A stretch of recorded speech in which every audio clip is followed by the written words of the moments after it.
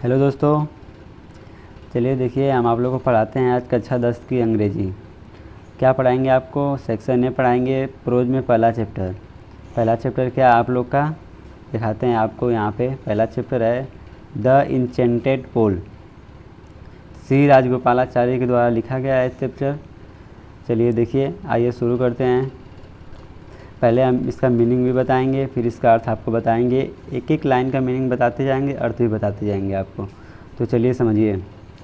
यहाँ पे लिखा है Yudhishthir waited for his brothers in anxiety and thirst. तो एनएग्जाइटी मतलब जानते हैं क्या होता है? एनएग्जाइटी मतलब होता है चिंतित, और थर्स्ट मतलब होता है प्यासा। देखिए हमको दिखा देते हैं कहाँ लिखा गया है। देखिए यहाँ पे जो लिखा है ये एनएग्जाइटी है।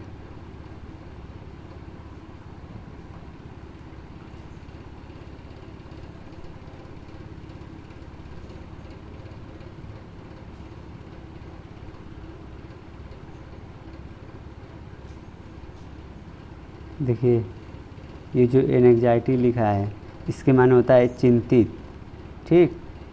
ये जो थर्स्ट लिखा है THIRST थर्स्ट, इसके माने होता है प्यासा। देखिए इसका अर्थ क्या हुआ। युधिष्ठिर अपने भाइयों की तलाश कर रहे थे। कैसे कर रहे थे? भूखे और चिंतित होकर के। तो इसका अर्थ सीधा सीधा क्या निकलेगा आपको हम बताते हैं। युधिष्ठिर चिंतित और प्यासे अपने भाइयों की प्रतीक्षा कर रहे थे।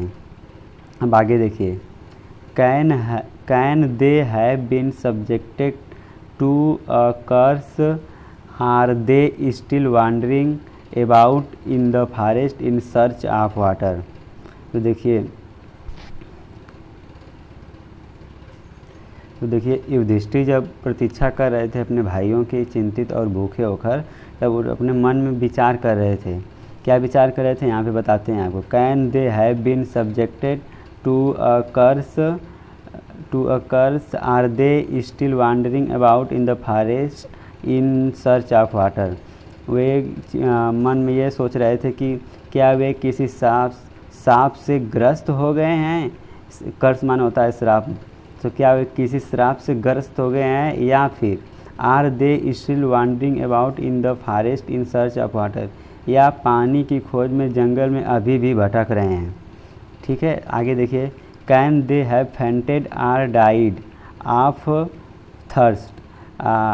फिर मन में क्या सोच रहे हैं? ये सोच रहे हैं कि क्या वे फेंटेड माने होता है मूर्छित होना या बेहोश होना। क्या ये बेहोश हो गए हैं, या फिर डाई माने मरना, या मर गए हैं। थर्स्ट माने प्यासा से। तो देखिए फिर से एक बार बताते हैं शुरू से आपको। Yudhishthir waited for his brother in anxiety and thirst. Yudhishthir चिंतित और भूखे प्यासे अपने भाइयों की प्रतीक्षा कर रहे थे। Can they have been subjected to a curse, are they still wandering about in forest in search of water. और क्या वे किसी श्राप से ग्रस्त हो गए हैं, या फिर अभी भी अपने भाइयों की तलाश में पानी की तलाश में मतलब अभी भी घूम रहे हैं। आगे देखिए। Can they have fainted or died of thirst. क्या वे मूर्छित हो गए हैं, या फिर प्यास से मर गए हैं। Unable to bear thoughts and driven by an overpowering thirst. आगे देखिए मीनिंग बताता हूँ पहले आपको। देखिए यहाँ पे जो लिखा है अनेबल माने सहन ना कर सकना। अनेबल दीज थाट्स माने होता है विचार, and driven by an overpowering thirst. Overpowering मतलब तीव्र, थर्स्ट मतलब प्यास। उन्होंने तीव्र प्यास से व्याकुल होकर के आगे देखिए आगे क्या किए उन्होंने। श्री राजगोपालाचार्य ने यह बताना चाह रहा है कि जो युधिष्ठिर थे वो तीव्र प्यास से व्याकुल होकर उन्होंने अपने विचारों को जो मन में सारे विचार आ रहे थे, उन विचारों को unable to bear these thoughts मतलब उन विचारों को सहन नहीं कर सकें। And driven by an overpowering thirst, और वह तीव्र प्यास से व्याकुल हो उठे थे। He gave up waiting and started out to look for his brothers and he give, देखिए गिव अप माने होता है त्यागना, वेटिंग माने होता है प्रतीक्षा करना, and started out to look for his brothers, उन्होंने क्या किया, उन्होंने अंत में क्या किया, उन्होंने प्रतीक्षा करना छोड़ दिया। ही गेव अप वेटिंग, उन्होंने प्रतीक्षा करना छोड़ दिया, और started out to look for his brother and the full hoping that he might find them, और उन्होंने अपने भाइयों की खोज शुरू कर दी, उन्होंने अपने भाइयों। तो देखिए आगे आगे ये है कि the pull hoping that he might find them, उन्होंने इस आशा से चल दिए कि उन्होंने तालाब और अपने भाइयों की खोज कर देंगे, मतलब इस आशा से वह चल दिए। देखिए फिर से एक बार आपको रिपीट करता हूँ। Yudhishthir waited for his brother and anxiety and thirst, Yudhishthir चिंतित और प्यास से अपने भाइयों की प्रतीक्षा कर रहे थे। क्या वे किसी can they have been subjected to a curse, are they still wandering about in the forest in search of water.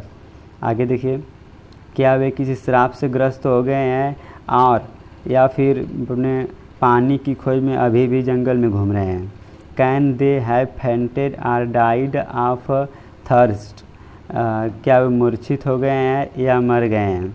Enable to bear these thoughts and, वह इन विचारों को सहन न कर सका। And driven by overpowering thirst, तीव्र प्यास से व्याकुल होकर। ही गेव अप वेटिंग, उन्होंने प्रतीक्षा करना छोड़ दिया। And started out to look for his brothers, और अपने भाइयों की खोज शुरू कर दी।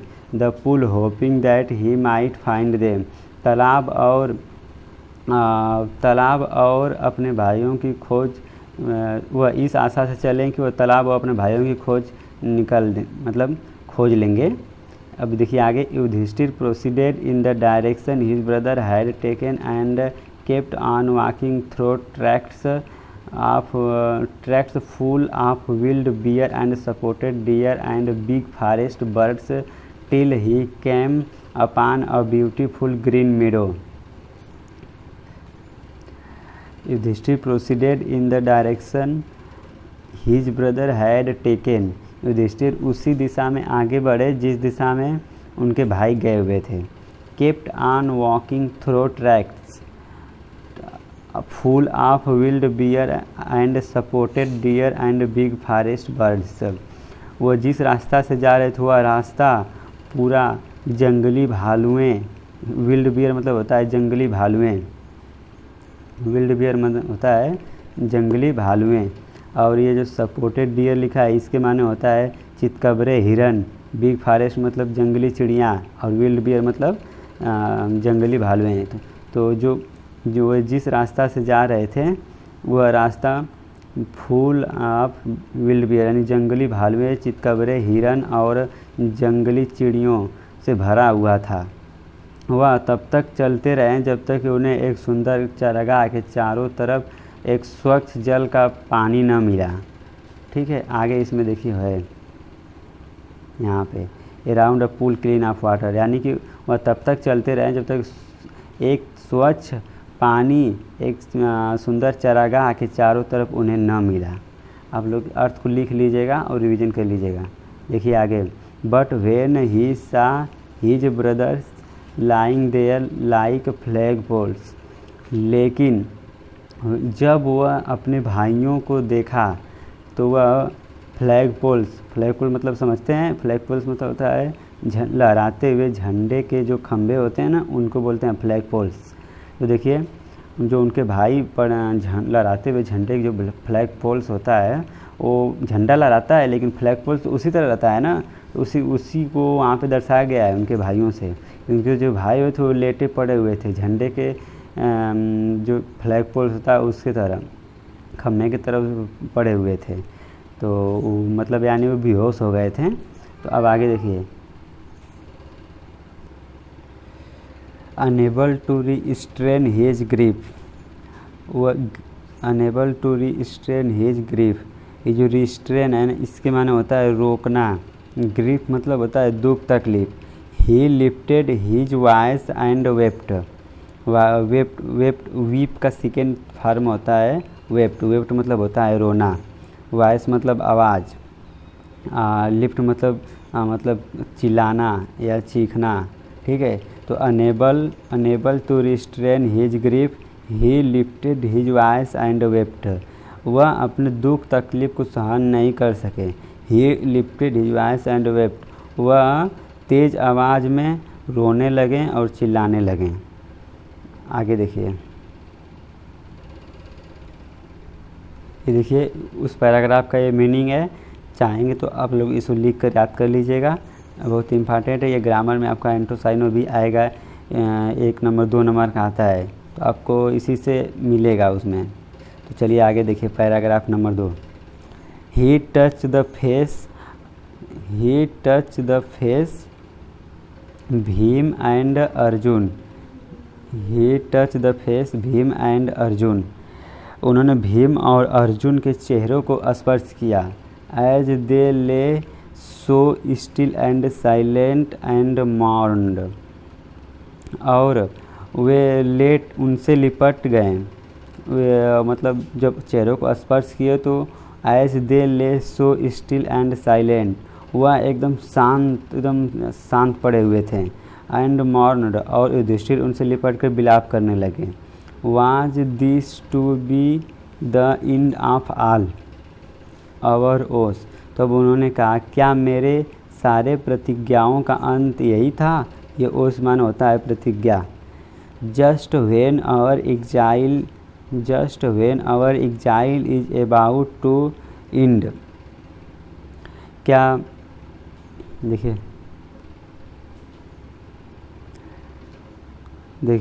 विलाप कर रहे हैं और कह रहे हैं just when our exile is about to end you have been taken away, वो कह रहे हैं कि मेरा वनवास जब समीप होने को है, मतलब उनका वनवास जब ख़त्म होने को है।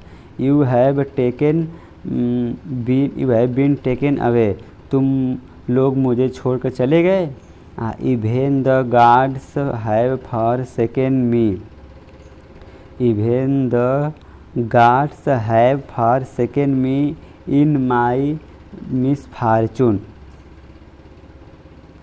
तो इसका मतलब है कि मेरे संकट के समय देवताओं ने भी मुझे छोड़ दिया। जब उनके ऊपर संकट पड़े थी तो उनके देवताओं भी उनका साथ नहीं दिए, तो उसी को विलाप करके कह रहे हैं।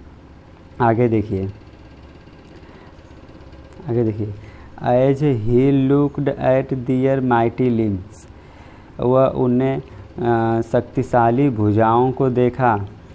नाउ सो हेल्पलेस, जो अब सहायताहीन पड़े हुए थे। He sadly wondered who would have been powerful enough to kill them. ठीक है, तो वो विलाप करते हुए तब कहते हैं कि he sadly wondered who could have been powerful enough kill them, उन्हें दुख के साथ आश्चर्य हुआ कि कौन इतना शक्तिशाली है जो इन्हें मार सकता है। तो फिर उसके बाद क्या किए, आगे देखिए। Then he too descend into pool drawn to the water by an overpowering thirst, तब वह तीव्र प्यास से व्याकुल होकर, ओवर पावरिंग मतलब होता है तीव्र, थर्स्ट मतलब प्यास, तीव्र प्यास से व्याकुल होकर अपने भाइयों को पानी की तरफ खींचे, और वह ड्रान मतलब उतरे, वह तालाब में मतलब उतरे। At once the voice without formed warn, तभी उनको एक शरीर रहित आवाज़ उनको चेतावनी दी। Your brother died because they did not heed my words, तुम्हारे भाई मर गए हैं क्योंकि उन्होंने मेरे शब्दों पर ध्यान नहीं दिए। आगे देखिए। They tried to drink water without any answering my question, तुम मेरे क्वेश्चन का पहले आंसर दो, फिर उसके बाद पानी पीने का प्रयास करना। जो बिना शरीर वाली आवाज़ थी वो उनने बोली, डू नॉट फॉलो देम, उनका अनुकरण मत करो। आंसर माई क्वेश्चन फर्स्ट, पहले मेरे प्रश्नों का उत्तर दो। And then you can quench your thirst. देखिए, तो उन्होंने कहा आंसर माई क्वेश्चन फर्स्ट, पहले मेरे प्रश्नों का उत्तर दो। And then you can quench your thirst. Quench मतलब होता है प्यास बुझाना, प्यास बुझाना, ठीक है, इसको नोट कर लीजिएगा। थर्स्ट मतलब प्यास होता है। तब उन्होंने कहा फिर this pool belongs to me, यह पुल मुझसे संबंधित है। मतलब यह पुल मतलब तालाब है, जो जादुई तालाब, यह तालाब मुझसे संबंधित है। आगे देखिए, ये भी उस पैराग्राफ का मीनिंग है, आप लोग इसे नोट कर लीजिएगा और नोट करके इसे याद कर लीजिएगा आप लोग, ठीक है। तब आपको समझने में मीनिंग, उसका अर्थ बहुत जल्दी समझ में आएगा। क्वेश्चन आंसर भी याद कर पाएंगे तभी आप लोग इसका। मैं लिखवाऊँगा किताब पढ़ाने के बाद, इसका क्वेश्चन आंसर भी कराऊँगा दूसरे दिन। देखिए, it did not take Yudhishthir a moment to understand that this could be none other than the words of यक्ष।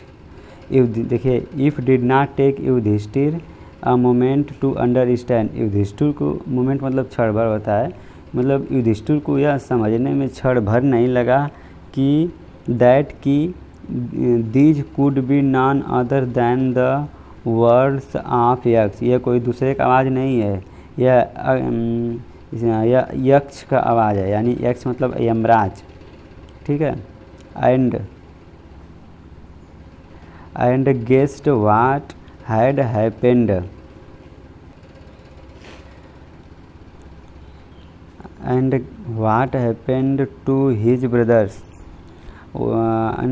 And guessed what had happened to his brothers, और उन्होंने यह अनुमान लगा लिया कि उनके भाइयों के साथ क्या घटित हुआ होगा।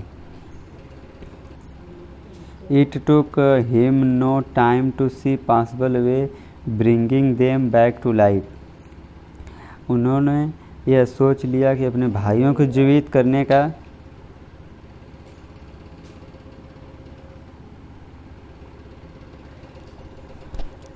आगे देखिए, he said to the bodiless voice, वह शरीर रहित आवाज़ से बोले। प्लीज़ आस्क योर क्वेश्चन, कृपया अपना क्वेश्चन पूछिए। The voice put question rapidly one after another, तब शरीर रहित आवाज़ ने तेज़ी से एक के बाद एक क्वेश्चन पूछना शुरू किया।